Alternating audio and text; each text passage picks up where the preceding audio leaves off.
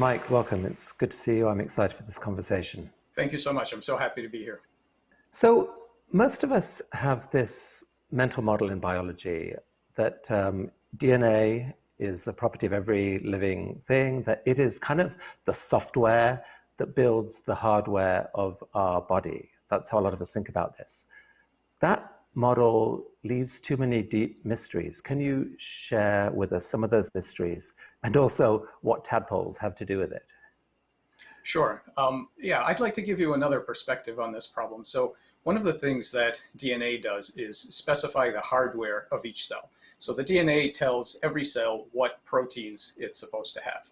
And so when you have tadpoles, for example, you see the kind of thing that most people think is sort of a progressive unrolling of the genome. Specific genes turn on and off, and a tadpole, as it becomes a frog, has to rearrange its face. So the eyes, the nostrils, the jaws, everything has to move. And one way to think about it used to be that, well, you have a sort of hardwired set of movements where all of these things move around and then you get your frog. But actually, a few years ago, we found a pretty amazing phenomenon, which is that if you make so-called Picasso frogs, so these are tadpoles where the jaws might be off to the side, the eyes are up here, the nostrils are moved, so everything is shifted. These tadpoles make largely normal frog faces. Now, this is amazing because all of the organs start off in abnormal positions, and yet they still end up making a pretty good frog face. And so what it turns out is that this system, like many living systems, is not a hardwired set of movements, but actually works to reduce the error between what's going on now and what it knows is a correct frog face configuration. This kind of decision making that involves flexible responses to new circumstances, in other contexts, we would call this intelligence. And so what we need to understand now is not only the mechanisms by which these cells execute their movements and gene expression and so on, but we really have to understand the information flow. How do these cells cooperate with each other to build something large and to stop building when that specific structure is created? And these kinds of computations, not just the mechanisms, but the computations are of anatomical control are the future of biology. And so I guess the traditional model is that somehow cells are sending biochemical signals to each other that allow development to happen, the smart way. But you think there is something else at work. What is that? Well, cells certainly do communicate biochemically and via physical forces, but there's something else that's going on that's extremely interesting. And that is that it's basically called bioelectricity, non-neural bioelectricity. So it turns out that all cells, not just nerves, but all cells in your body communicate with each other using electrical signals. And what you're seeing here is a time-lapse video for the first time. We are now able to eavesdrop on all of the electrical conversations that the cells are having with each other.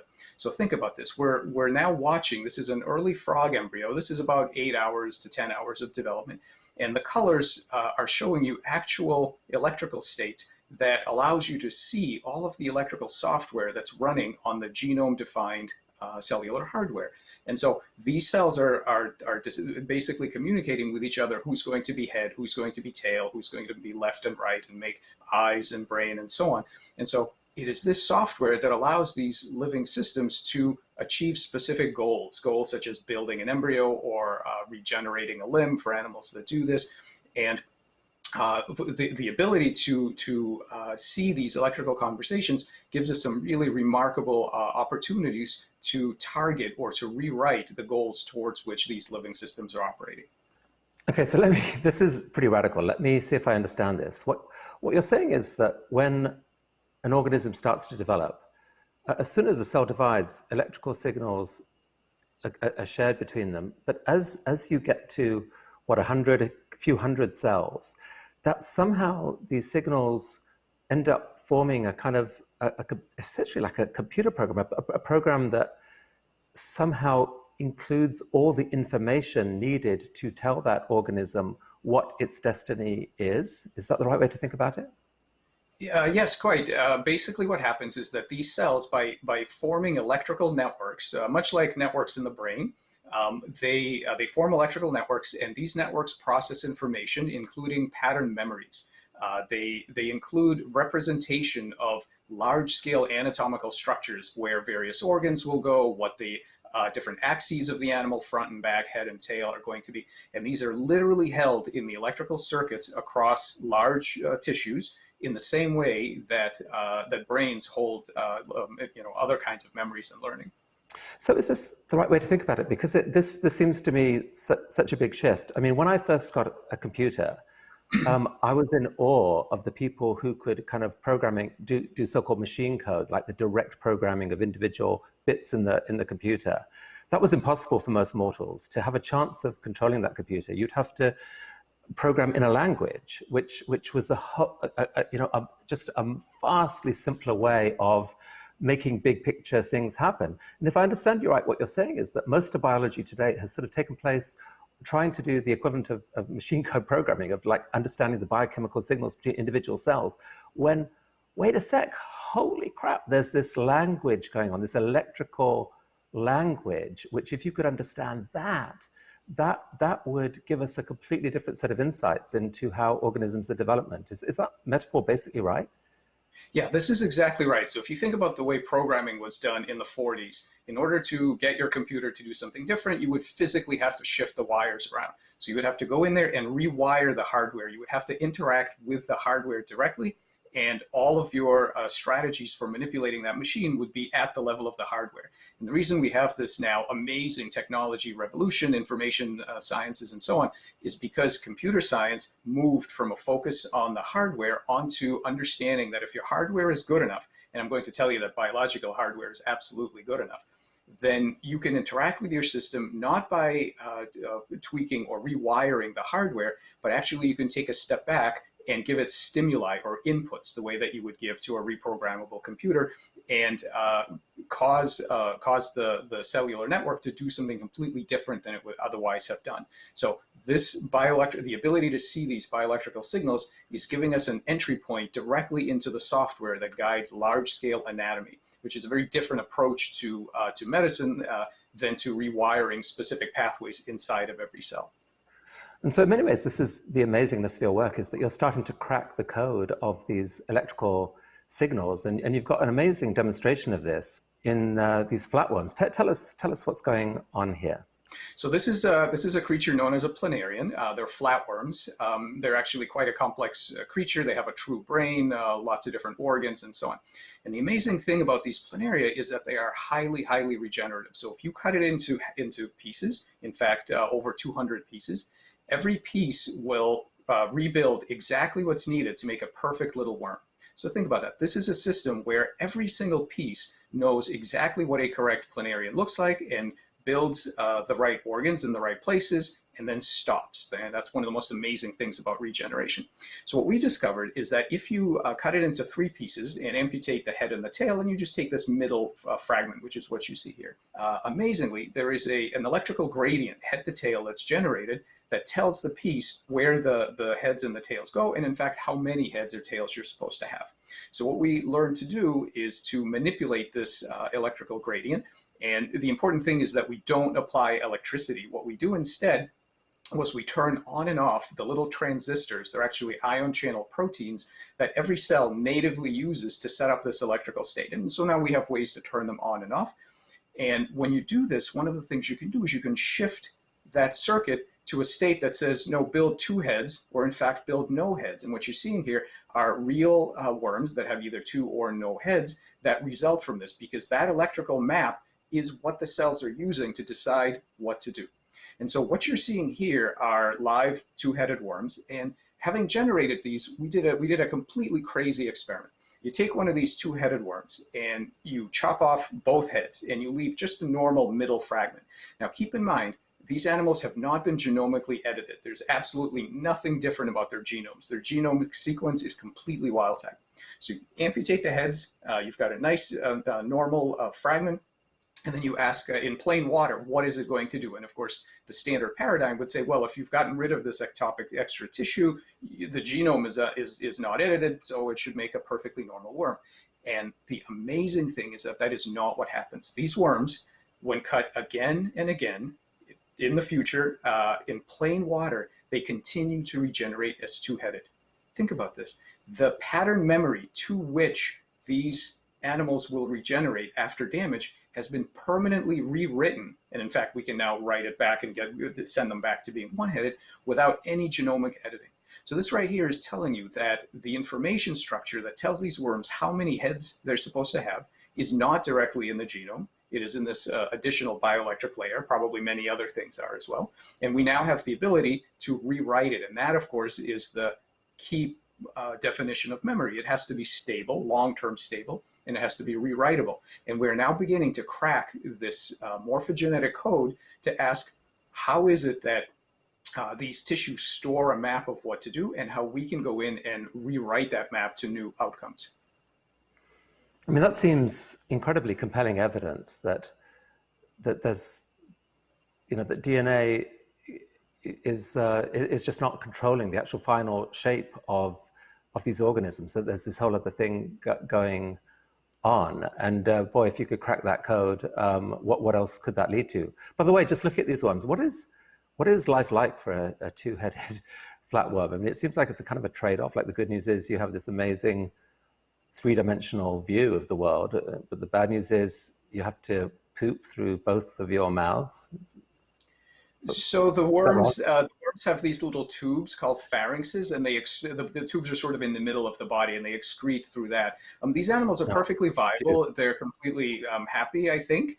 The problem, however, is that the two heads don't cooperate all that well, and so they don't really eat very well. But if you manage to feed them by hand, they will go on forever. And in fact, you should know these worms are basically immortal. So these worms, because they are so highly regenerative, they have no age limit. And they're telling us that if we crack the secret of regeneration, which is not only growing new cells, but knowing when to stop. You see, this is absolutely crucial. If you can continue to exert this really profound control over the three-dimensional structures that the cells are working towards, you could defeat aging as well as traumatic injury and things like this.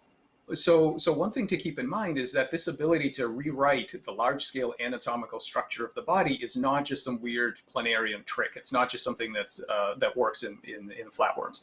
So what you're seeing here is a tadpole with an eye and a gut. And what we've done is we've turned on very specific ion channels. So we basically just manipulated these little electrical transistors that are inside of cells. And we've imposed a state on some of these gut cells that's normally associated with building an eye. And as a result, what the cells do is they build an eye. These eyes are complete. They have optic nerve, lens, all the same retina, all the same stuff that an eye is supposed to have. They can see, by the way, out of these eyes. And what you're seeing here is that by triggering eye-building subroutines in the physiological software of the body, you can very, very easily tell it to build a complex organ. Now, this is important for biomedicine because we don't know how to micromanage the construction of an eye, and I think it's going to be a really long time before we can really bottom-up build things like eyes or hands and so on. But we don't need to, because the body already knows how to do it, and there are these subroutines that can be triggered by specific electrical patterns that we can find. And this is what we call cracking the bioelectric code. We can make eyes, we can make extra limbs. Here's one of our 5-legged tadpoles. We can make extra hearts. We're starting to crack the code to understand where are the subroutines in this software that we can trigger and build these complex organs long before we actually know how to micromanage the process at the cellular level. So as you've started to get to learn this electrical layer and what it can do, you've been able to create, is it fair to say it's almost like a novel life form called a xenobot? Talk to me about xenobots. Right. So this, if you think about this, this leads to a really strange prediction. If the cells are really willing to build towards a specific map, we could take genetically unaltered cells. And what you're seeing here is cells taken out of a frog body. They've coalesced in a way that asks them to re-envision their multicellularity. And what you see here is that when liberated from the rest of the body of the animal, they make these tiny little novel bodies that are, in terms of behavior, you can see they can move, they can run a maze. They're completely different from frogs or tadpoles. Frog cells, when asked to re-envision what kind of body they want to make, do something incredibly interesting. They use the hardware that their genetics gives them. For example, these little hairs, these little cilia that are normally used to redistribute mucus on the outside of a frog, those are genetically specified. But what these creatures did, because the cells are able to form novel kinds of bodies, they have figured out how to use these little cilia to instead row against the water and now have locomotion. So not only can they move around, but they can. And here, what you're seeing is that these cells are coalescing together. Now they're starting to have conversations about what they are going to do. You can see here the flashes are these exchanges of information. Keep in mind, this is just skin. There is no nervous system.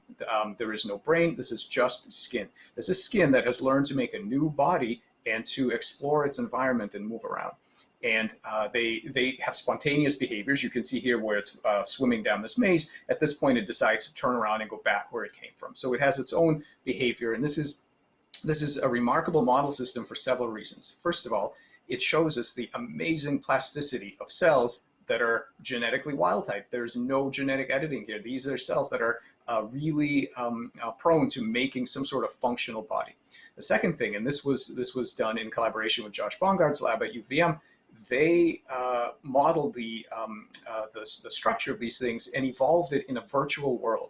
So this is literally on a computer. They modeled it on a computer. So this is literally the only organism that I know of on the face of this planet whose evolution took place not in the biosphere of the Earth, but inside a computer. So the individual cells have an evolutionary history, but this organism has never existed before. And it was evolved in this virtual world. And then we went ahead and made it in the lab, and you can see this amazing plasticity. So this is not only for making useful machines. You can imagine now programming these to go out into the environment and collect toxins and clean up, or you can imagine ones made out of human cells that would go through your body and collect cancer cells, or reshape arthritic joints, deliver pro-regenerative compounds, all kinds of things. But not only these useful applications, this is an amazing sandbox for learning to communicate morphogenetic signals to cell collectives. So once we crack this, once we understand how these cells decide what to do, and then we're going to, of course, learn to rewrite that information. The next steps are great improvements in regenerative medicine, because we will then be able to tell cells to build healthy organs. And so this is now a really critical opportunity to learn to communicate with cell groups, not to micromanage them, not to force the hardware, but to communicate and rewrite the goals that these cells are trying to accomplish. Well, it's mind-boggling stuff. Finally, Mike, give us just one other story about medicine that might be to come as you develop this understanding of how this bioelectric layer works. Yeah, this is incredibly exciting, because if you think about it, most of the problems of biomedicine, so birth defects, degenerative disease, aging, traumatic injury, even cancer, all boil down to one thing. Cells are not building what you would like them to build. And so if we understood how to communicate with these collectives and really rewrite their target morphologies, we would be able to normalize tumors. We would be able to repair birth defects, induce regeneration of limbs and other organs. And these are things we have already done in frog models. And so now the next really exciting step is to take this into mammalian cells, and to really turn this into the next generation of regenerative medicine, where we learn to address all of these biomedical needs by communicating with the cell collectives and rewriting their bioelectric pattern memories. And the final thing I'd like to say is that the importance of this field is not only for biomedicine. You see, this, as I started out by saying, this ability of cells in novel environments to build all kinds of things besides what their genome tells them is an example of intelligence. And biology has been intelligently solving problems long before brains came on the scene. And so this is also the beginnings of a new inspiration for machine learning that mimics the artificial intelligence of body cells, not just brains, for applications in computer intelligence. Mike Levin, thank you for your extraordinary work and for sharing it so compellingly with us. Thank you. Thank you so much. Thank you, Chris.